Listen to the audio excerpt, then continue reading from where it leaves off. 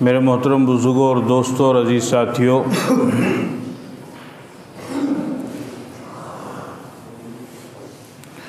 اللہ رب العزت نے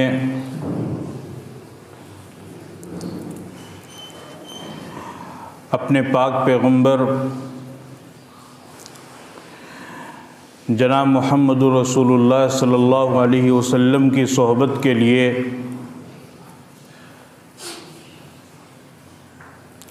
جن برگزیدہ شخصیات کا انتخاب کیا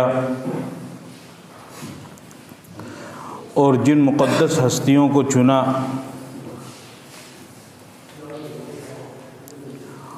ان کو شریعت کی اصطلاح میں صحابی کہا جاتا ہے۔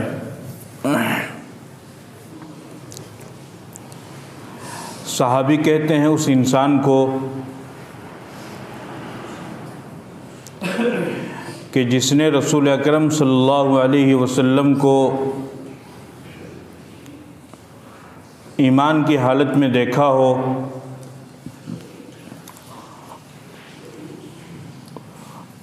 اور آپ پر ایمان کی حالت میں کلمہ پڑھا ہو اور ایمان ہی کی حالت میں اس کا انتقال بھی ہوا ہو، اس کو صحابی کہا جاتا ہے۔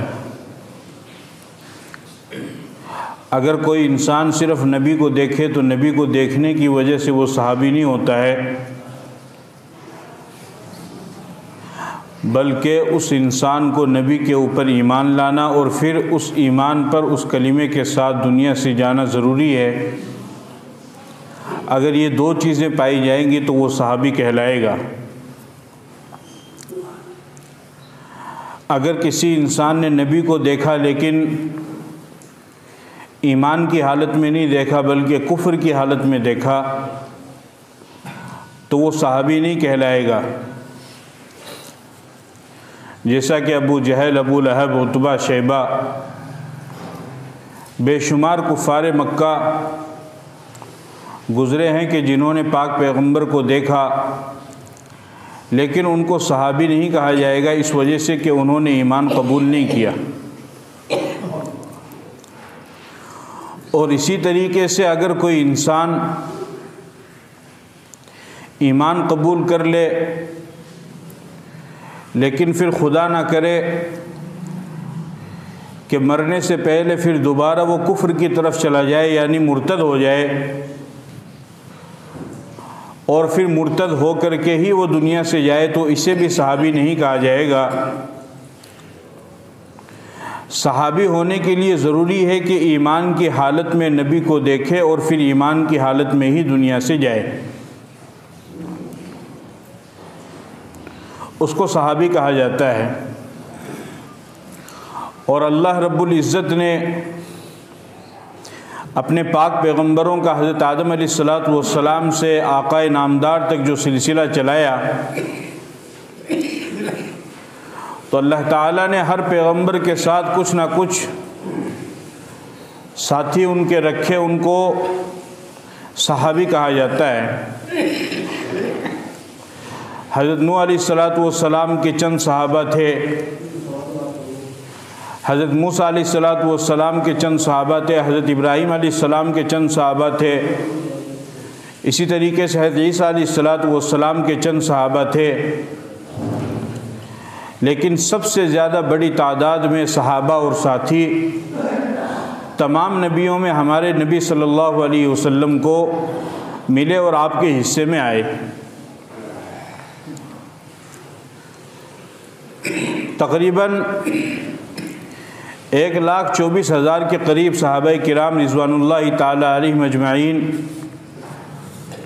آپ علیہ السلام کی زندگی میں تھے، آپ کی وفات کے وقت موجود تھے۔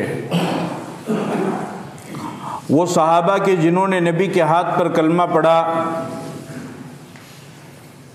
وہ صحابہ کے جنہوں نے قرآن کو ہم تک پہنچایا، اسلام کو ہم تک پہنچایا، دین اور مذہب کو ہم تک پہنچایا، اگر یہ صحابہ کرام موجود نہ ہوتے تو آج یہ قرآن اور یہ دین اور یہ کلمہ اور یہ مذہب اور یہ اسلام جس طریقے سے موجود ہے ہمارے سامنے آج موجود نہ ہوتا۔ یہ صحابہ کرام رضوان اللہ تعالی علیہم اجمعین کی قربانی تھی کہ ان کی قربانیوں کے نتیجے میں آج 1400 سال گزرنے کے بعد بھی جیسا قرآن اور جیسا دین اور جیسی تعلیم اللہ کے نبی صلی اللہ علیہ وسلم نے اپنے صحابہ کو عطا فرمائی، ان صحابہ کی قربانیوں کی اور ان کی جد و جہد کی برکت سے ویسا ہی قرآن، ویسی ہی تہذیب، ویسی ہی تعلیم، ویسی ہی تمدن، ویسا ہی طور طریقہ آج ہمارے سامنے موجود ہے۔ اس سے یہ معلوم ہوا کہ صحابہ کرام رضوان اللہ تعالی علیہم اجمعین یہ دین اور اسلام کی بنیاد ہے۔ اگر صحابہ کرام کو نعوذ باللہ بیچ میں سے ختم کر دیا جائے تو پھر دین کا کوئی بھی جز اور کوئی بھی حصہ باقی بھی نہیں رہ سکتا ہے اور صحیح بھی نہیں مانا جا سکتا ہے، اس لیے کہ دین اور اسلام کا سارا دار و مدار قرآن اور حدیث کے اوپر ہے۔ اب اگر صحابہ کرام کو درمیان سے ہٹا دیا جائے تو پھر قرآن اور حدیث پہنچانے والے ہم تک تو وہ صحابہ کرام ہی ہیں، تو پھر ظاہر سی بات ہے کہ سارا کا سارا معاملہ وہ خراب ہو جائے گا اور دین اور اسلام کی تمام بنیادیں کمزور پڑ جائیں گی اور وہ ہل جائیں گی۔ اس سے معلوم ہوا کہ صحابہ کرام رضوان اللہ تعالی علیہم اجمعین کو ماننا یہ کتنا زیادہ ضروری ہے، اور جس طریقے سے انبیاء کی عظمت، نبی کی عظمت ہمارے دلوں کے اندر ہوتی ہے، اسی طریقے سے ایک ایک صحابی کی عظمت بھی ہر ایک مسلمان کے دل میں ہونی چاہیے۔ اگر کسی بھی مسلمان کے دل میں نبی کے بارے میں ذرہ برابر بھی شک شبہ پیدا ہوا تو وہ مسلمان باقی نہیں رہے گا۔ اسی طریقے سے اگر کسی مسلمان کے دل میں کسی صحابہ کی عظمت کے بارے میں شک شبہ واقع ہوا تو پھر وہ بھی مسلمان باقی نہیں رہے گا۔ جس طریقے سے نبی کی عظمت ضروری ہے، اسی طریقے سے صحابی کی عظمت کا بھی دل میں اقرار کرنا ضروری ہے، اور یہ عظمت خود اللہ تعالیٰ نے قرآن کریم میں بیان فرمائی ہے۔ فرمایا ان اللہ اشتری من المؤمنین انفسهم واموالهم بان لهم الجنہ، کہ اللہ تعالیٰ نے کچھ مومنین کے جان و مال کو جنت کے بدلے میں خرید لیا ہے۔ اس آیت کے پہلے مصداق، اس آیت کے اولین مخاطبین وہ صحابہ کرام رضوان اللہ تعالی علیہم اجمعین ہیں کہ تمام صحابہ کرام رضوان اللہ تعالی علیہم اجمعین کے جان و مال کو اللہ تعالیٰ نے جنت کے بدلے میں خرید لیا، اور بے شمار مقامات پر ان کی فضیلت کو اور ان کی عظمت کو بیان کیا گیا ہے۔ کہیں فرمایا اولئک هم الراشدون، کہ یہ وہ صحابہ ہیں کہ جو ہدایت پا چکے ہیں۔ ہم اپنے بارے میں یہ دعویٰ نہیں کر سکتے ہیں کہ ہم ہدایت پا چکے ہیں۔ کوئی بھی مسلمان مرتے دم تک اپنے بارے میں یہ دعویٰ نہیں کر سکتا ہے کہ میں ہدایت پر آ چکا ہوں۔ مرتے دم تک ہمیں ہدایت کی دعا مانگتے ہی رہنی ہے اور مانگتے رہتے ہیں۔ اہدنا الصراط المستقیم، اے اللہ ہمیں سیدھے راستے کی ہدایت دے، کیونکہ موت تک انسان کے اوپر نماز فرض ہے اور نماز میں انسان یہ دعا مانگتا رہے گا۔ لیکن صحابہ وہ عظیم الشان اور صحابہ وہ عظمت والی جماعت ہے کہ جن کے بارے میں اللہ نے فرمایا اولئک هم الراشدون، کہ یہ تو ہدایت پر آ چکے ہیں، ان کو ہدایت مل چکی ہے۔ اولئک هم المہتدون، کہیں فرمایا قرآن میں اولئک هم الفائزون، یہ کامیاب ہو چکے ہیں۔ کہیں فرمایا اولئک هم المفلحون، یہ کامیاب ہو چکے ہیں۔ اور پھر یہ بھی فرمایا رضی اللہ عنہم ورضوا عنہ، کہ اللہ ان صحابہ سے راضی ہو گیا اور یہ صحابہ اللہ سے راضی ہو گئے۔ آج ہم ساری زندگی عبادت کرتے رہیں اور بڑے سے بڑا ولی اور قطب اور ابدال ہی اپنے زمانے کا کیوں نہ ہو، اور وہ رات دن سجدے کے اندر پڑا رہے، تسبیح پھیرتا رہے، اور پوری رات تہجد کے اندر کھڑا رہے، اور پورے دن نفلی روزہ رکھتا رہے، اور موت تک لگا رہے، ایک نظر غلط نہ پھیرے، اس کے باوجود بھی کوئی بڑا سے بڑا ولی یہ دعویٰ نہیں کر سکتا ہے کہ میرا اللہ مجھ سے راضی ہو گیا ہے۔ امید تو لگا سکتا ہے، لیکن یقین کے ساتھ کوئی یہ نہیں کہہ سکتا ہے کہ میرا اللہ مجھ سے راضی ہو گیا ہے۔ لیکن صحابہ کرام رضوان اللہ تعالی علیہم اجمعین وہ عظیم الشان ہستیاں ہیں کہ جن کے بارے میں خود اللہ نے قرآن میں اعلان کیا، رضی اللہ عنہم ورضوا عنہ، کہ اللہ ان سے راضی ہو گیا اور یہ صحابہ بھی اللہ سے راضی ہو گئے۔ حدیث پاک کے اندر آپ صلی اللہ علیہ وسلم نے ارشاد فرمایا، لا تسبوا احدا من اصحابی، کہ تم میرے کسی صحابی کو برا بھلا مت کہنا۔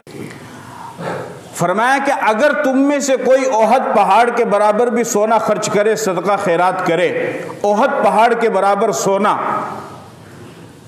تو آپ علیہ السلام نے فرمایا کہ میرے صحابی کے مٹھی کے جو بھر صدقے کے برابر وہ ثواب حاصل نہیں کر سکتا ہے۔ اور پھر آپ علیہ السلام نے فرمایا اللہ اللہ فی اصحابی، 2 مرتبہ اللہ تعالیٰ کا نام لیا، فرمایا اللہ اللہ فی اصحابی لا تتخذوہم غرضا من بعدی، فرمایا کہ لوگوں میرے صحابہ کے بارے میں اللہ سے ڈرتے رہنا، میرے بعد کوئی غلط ان کے بارے میں باتیں نہ بنانا۔ پھر آپ علیہ السلام نے کیا فرمایا، فمن احبہم فبحبی احبہم، کہ یاد رکھو میری امت کے لوگوں، جو میرے صحابہ سے وہ محبت کرے گا وہ مجھ سے محبت کی بنا پر ان سے محبت کرے گا۔ یعنی گویا کہ صحابہ سے محبت کرنا نبی سے محبت کرنے کی طرح ہے۔ پھر فرمایا ومن ابغضہم فببغضی ابغضہم، اور جو ان سے بغض رکھے گا، جو میرے کسی صحابہ سے نفرت رکھے گا، جو میرے کسی صحابہ سے دشمنی کرے گا، تو فرمایا کہ وہ مجھ سے دشمنی کرنے کے برابر ہے۔ پھر آپ نے فرمایا وخیر امتی قرنی ثم الذین یلونہم ثم الذین یلونہم، فرمایا کہ زمانوں میں سب سے بہترین زمانہ وہ میرا زمانہ ہے، اور پھر اس کے بعد کا زمانہ ہے، یعنی میرے صحابہ کا زمانہ ہے، اور پھر اس کے بعد تابعین تبع تابعین کا زمانہ ہے۔ یعنی صحابہ کرام رضوان اللہ تعالی علیہم اجمعین کے زمانے کے خیر اور بھلا اور صحیح ہونے کی گواہی خود پاک پیغمبر نے اپنی زبان مبارک سے دی۔ چونکہ جو زمانہ گزرتا جاتا ہے اسی طریقے سے انسان کے دل میں جو انسان اپنے نبی سے دور ہوتا جائے گا اتنی ہی زیادہ اس کے ایمان کی شاخیں وہ سوکھتی جائیں گی۔ اس کا ایک واقعہ میں آپ کو سناتا ہوں۔ ایک بہت بڑے اللہ والے گزرے، حکیم ترمذی رحمۃ اللہ علیہ۔ ایک تو امام ترمذی ہیں جنہوں نے ترمذی شریف کتاب لکھی حدیث کی، ایک حکیم ترمذی ہیں۔ حکیم ترمذی رحمۃ اللہ علیہ اپنی جوانی کے زمانے میں انتہائی ہٹے کٹے خوبصورت نوجوان تھے۔ ایک حسین و جمیل خوبصورت عورت ان کے پاس آئی اپنی خواہش پوری کرنے کے لیے اور کہنے لگی کہ آپ میری خواہش پوری کیجئے، یعنی میرے ساتھ منہ کالا کیجئے۔ حکیم ترمذی رحمۃ اللہ علیہ نے فرمایا کہ اللہ کی بندی، اللہ کا خوف کھا، یہ تو کیا بات کر رہی ہے؟ وہ عورت وہاں سے چلی گئی۔ جب حکیم ترمذی رحمۃ اللہ علیہ بوڑھے ہوئے تو ایک مرتبہ ان کے دل کے اندر یہ خیال آیا کہ جوانی میں وہ عورت میرے پاس غلط کام کرانے کے لیے آئی تھی اور اتنی خوبصورت عورت تھی، اور اللہ تعالیٰ نے ہر گناہ کی بخشش رکھی ہے۔ شرابی شراب پی کے توبہ کر لے اس کی معافی، زانی زنا کر کے توبہ کر لے اس کی معافی، چور چوری کر کے توبہ کر لے اس کی معافی، یہاں تک کہ مشرک اور کافر اپنے شرک اور کفر سے توبہ کر لے تو اس کی معافی۔ تو دل میں خیال آیا کہ اگر میں اس وقت گناہ کر لیتا کہ میں بھی جوان تھا، خوبصورت تھا، اور وہ عورت بھی جوان تھی اور خوبصورت تھی، تو پھر بعد میں توبہ کر لیتا۔ توبہ تو اللہ تعالیٰ نے رکھی، ہر چیز کی معافی رکھی ہے۔ یہ خیال آیا اور خیال دل میں سے گزر گیا۔ پھر ان کو احساس ہوا کہ اللہ، یہ میرے ساتھ کیا ہوا کہ جوانی کے زمانے میں جب میں گناہ کر سکتا تھا اور میرے سامنے عورت موجود تھی، میں نے اس کے باوجود بھی گناہ نہیں کیا، اور آج جب کہ میں بوڑھا ہو چکا ہوں، گناہ نہیں کر سکتا ہوں، پھر آج یہ بڑھاپے میں میرے دل میں خیال کیسے آیا کہ جوانی میں تو صرف خیال نہیں بلکہ میں وہ کام کر سکتا تھا، اور بڑھاپے میں وہ کام نہیں کر سکتا ہوں لیکن خیال میرے دل میں آ سکتا ہے، تو اس بڑھاپے میں یہ خیال بھی میرے دل میں کیسے آیا؟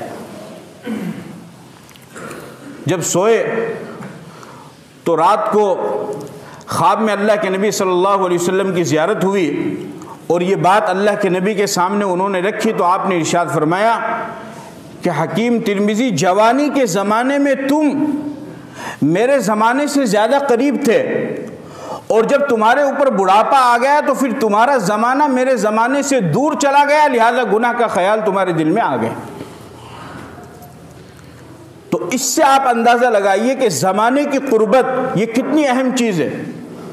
اس لیے آپ نے ارشاد فرمایا کہ آپ نے گواہی دی کہ بہترین زمانہ وہ میرا زمانہ ہے، اور پھر صحابہ کا، پھر تابعین کا، تبع تابعین کا زمانہ ہے۔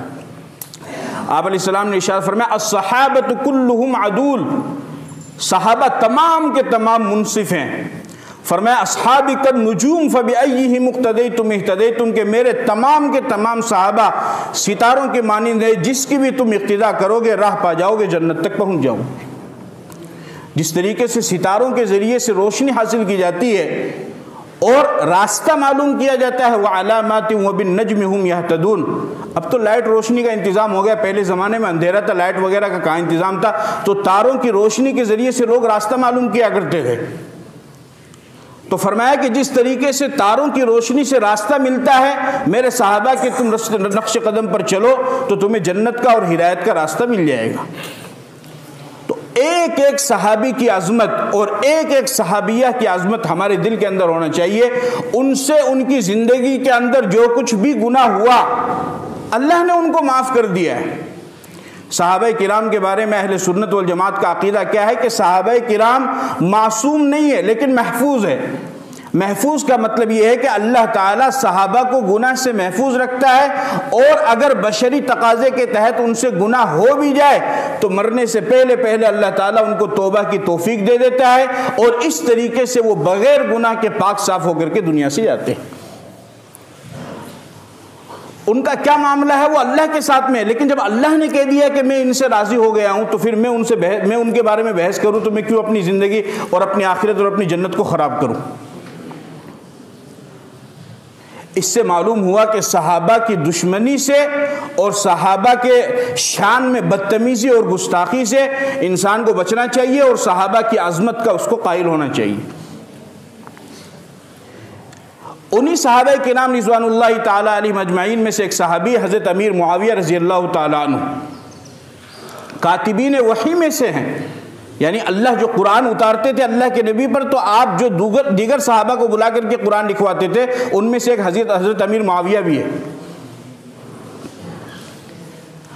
اس رجب کے مہینے میں یہ جو کنڈے کی رسم چلی ہوئی ہے، یہ جو صحابہ کے دشمن تھے، جو قرآن کے دشمن تھے، جو اسلام کے دشمن تھے، اچھی طرح سمجھو، ہر جگہ یہ بات نہیں ملے گی۔ حضرت امیر معاویہ رضی اللہ تعالی عنہ کی وفات ہوئی 22 رجب کو،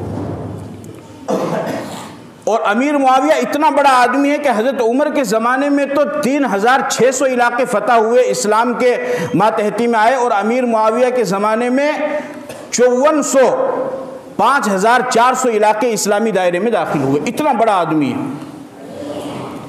جب ان کا انتقال ہوا تو دشمنوں نے چپکے سے رات کو انہوں نے کچھ کھیر وغیرہ اور کچھ مٹھائی وغیرہ تیار کی، اور پھر اس کو آپس میں لوگوں کے درمیان کھلا دیا، اور اسی کا نام رکھا کنڈے، اور نام دے دیا امام جعفر صادق کا۔ امام جعفر کا تو کوئی لینا دینا نہیں، امام جعفر کی پیدائش رمضان میں ہے اور وفات شوال میں ہے۔ رمضان سن 80 یا 83 ہجری میں تو ان کی پیدائش ہے، اور شوال 148 ہجری میں ان کی وفات ہے۔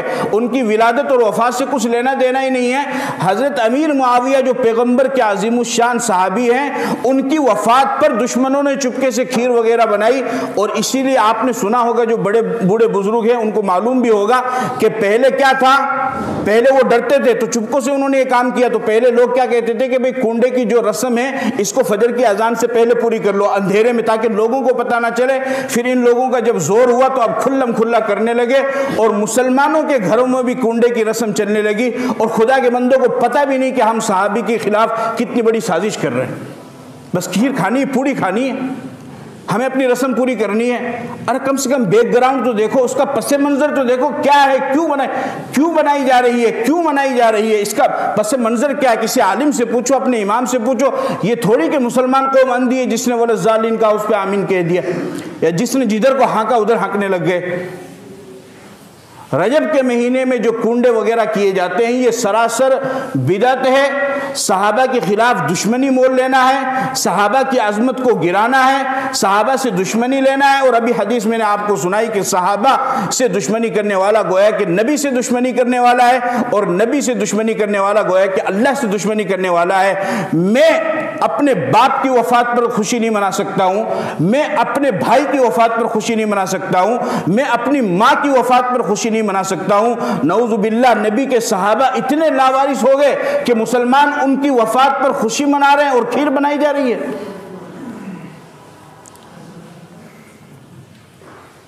اتنے لاوارث ہو گئے صحابہ جنہوں نے دین ہم تک پہنچایا، جنہوں نے اسلام ہم تک پہنچایا، جنہوں نے مذہب ہم تک پہنچایا، جو بنیاد ہے، جو پہلی اینٹ ہے اسلام کی، جو پہلی دیوار ہے اسلام کے۔ یہ دشمنوں کی سازش ہے۔ اس لیے مسلمانوں، تمہیں کھانا ہے کھاؤ، 22 رجب کو بنانا ضروری ہے، ایک دن پہلے کھا لو، بعد میں کھا لو۔ اللہ نے منع تو نہیں کیا، حلال چیزیں جو آپ کھانا چاہتے ہیں کھاؤ۔ حرام سے اللہ نے منع کیا، حلال سے تو منع نہیں کیا۔ آپ کھیر بناؤ، آپ پوڑی بناؤ، آپ مٹھائی بناؤ، 21 رجب کو بنا لو، آگے 23 رجب کو بنا لو، 22 رجب کو ہی ضروری ہے۔ یہ صحابہ کی دشمنی میں یہ چیزیں کی جاتی ہے، اور میں آپ سے پوچھنا چاہتا ہوں کہ آپ صحابہ سے محبت کریں گے، آپ صحابہ سے نفرت کریں گے؟ اگر آپ یہ کہتے ہیں کہ نہیں ہم نبی کے صحابہ سے محبت کرنے والے ہیں اور ہم نبی کی صحابی سے محبت کا دعویٰ کرنے والے ہیں، تو آج سے یہ ارادہ کیجئے، جو ہوا اس پر تو توبہ کیجئے، اور آج سے ارادہ کیجئے، اگر وہ باپ ہے، اگر وہ بھائی ہے، کہ میں اپنے گھر میں اور جہاں جہاں میرا بس چلتا ہے وہاں پر نہ میں خود کنڈے والی رسم کروں گا اور نہ میں کسی کو کرنے دوں گا، انشاءاللہ۔ اس کا ارادہ کرتے ہیں نا آپ؟ یہ صحابہ سے دشمنی کی وجہ سے ہوا ہے۔ اور اگر کوئی آپ کو بہکاتا ہے تو یہ بات چونکہ آپ کو میں نے کہی ہے تو آپ اس کو میرے حوالے کر دیجیے گا، آپ کو اس سے کوئی بحث نہیں کرنی۔ آپ تو یوں کہیے گا بھئی امام صاحب نے کہا تھا، آپ ان سے بات کرو، پھر ہم ان سے قرآن سنت کی روشنی میں بات کریں گے۔ باقی حقیقت یہی ہے۔